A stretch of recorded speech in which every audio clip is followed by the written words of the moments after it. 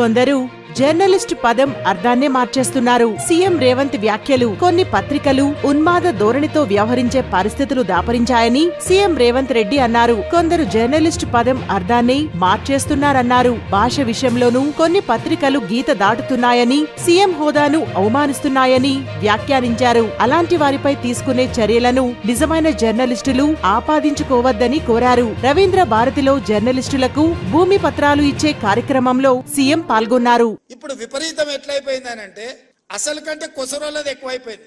ఎవరిది ఏ ట్యూబో తెలుస్తలేదు మాకు. ఇక ఆ ట్యూబ్ లో ఎక్కడికంటే అక్కడికి వెళ్ళిపోయి ఏది పడితే అది మాట్లాడితే అక్కడ ఉన్న ప్రజలు ఏమన్నా అంటే చూసిరా జర్నలిస్టుల మీద దాడి అని. జర్నలిస్ట్ అనే పదానికి డెఫినేషన్ ఏందో మీరు డిసైడ్ చేయండి. మేము ఎవరిని జర్నలిస్ట్ గా చూడాలో మీరు చెప్పండి.